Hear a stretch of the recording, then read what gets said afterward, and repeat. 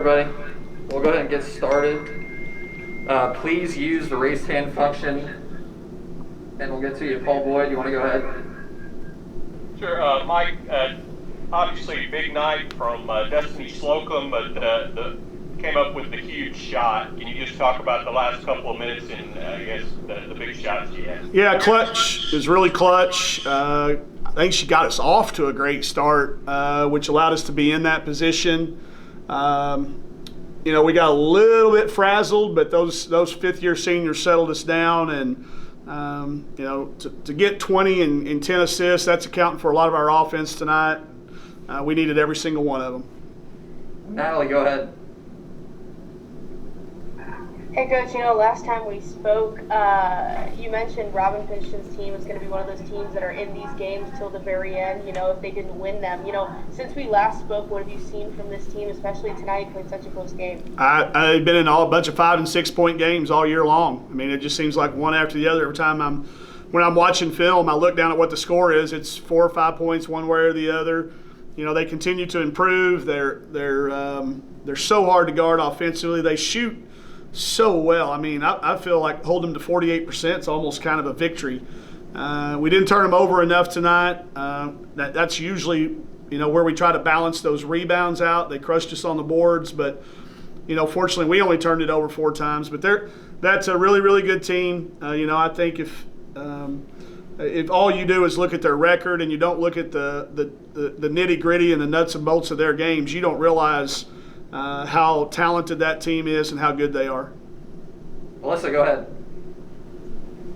Mike, this team has had big wins this year, but you couldn't get an SEC road win until tonight. Do you feel like maybe there's a monkey off the back? Yeah. How big was this for your girls to finally get a road win? Well, I know it was big for them, but I'll tell you, I've been beating myself up for traveling the day of the game and thinking maybe that had something to do with it. So we can let go of that rumor. We can dispel that. Whoever's putting that message on the message board, y'all can get on there and have our backs on that. That's not a sure thing, but any road win in the SEC, especially this year when you look at where we had to go, we knew it was going to be valuable, and it's so hard to do against the person you play twice.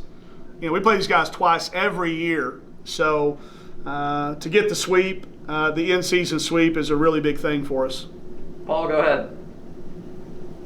Just you talked about getting off to the start.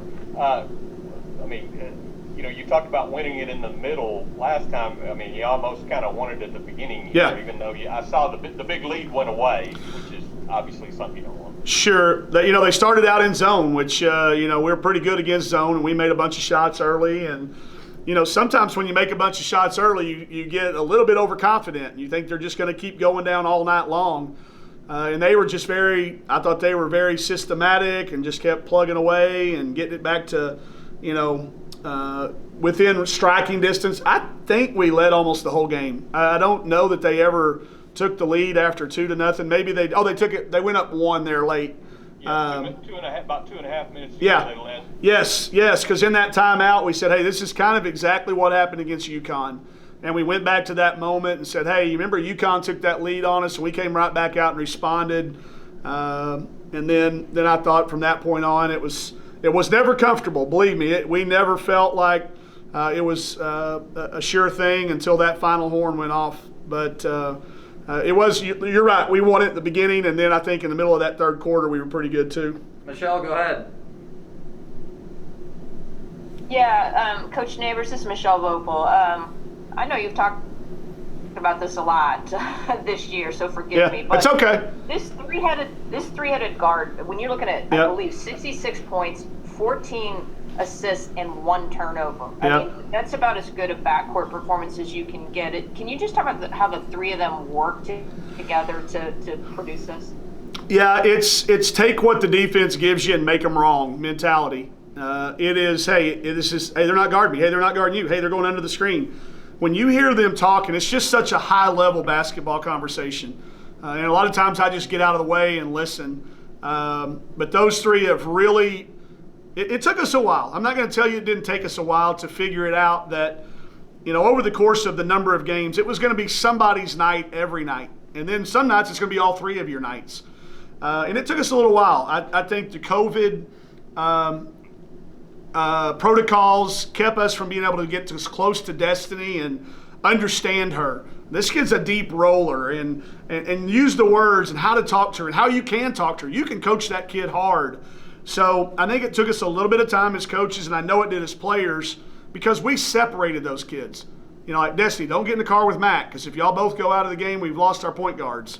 So it took us a little bit of time, but they really developed a really cool connection that can just make a lot of defenses wrong based on, you know, a scouting report or how the play develops. But yeah, that type of production, you know, and again, it's become one of those things that it's just so fun to watch and so fun to coach.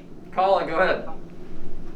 Mike, I know you don't coach Missouri, but Haley Frank, a really good three-point shooter, is 1 of 12 in her last 3 games. Is that something you pick up on, that fluctuation in the scout? And if so, as a guy who coaches a lot of good three-point shooters, can you attribute that to anything? Is it just it's just that time of the year. They're starting to get to that wall. They're 14 games in, or 13 or 14 games in. Now, she's a shooter. Her dad's a coach. There is nothing wrong with it.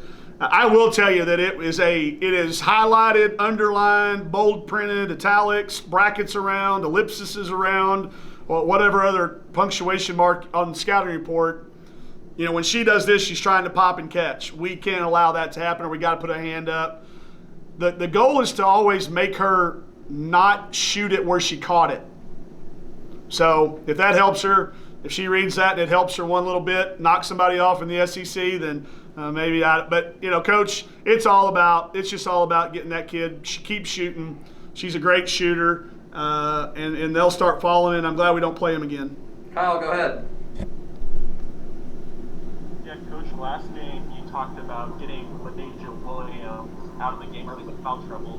Today she didn't have any fouls, but she scored 10 points and she didn't play much on the stretch. What were you able to do so effectively today to get her out of that game, out of her rhythm? Well, I think we mixed up our double teams, you know, when they were coming, where they were coming from, and sometimes they didn't come. Taylor did a really good job, a much better job this time of pushing her out, making her catch it a little bit further away from the goal. And then the other thing that we were so much better at this game was transition defense. She really hurt us in transition a couple times the first game, and she does to a lot of people. And then she only got 1 offensive rebound. That was another thing that we were able to limit from her. Anyone else for Coach Neighbors?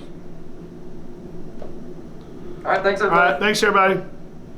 Thanks, Mike. Why do we have Texas A&M in the background?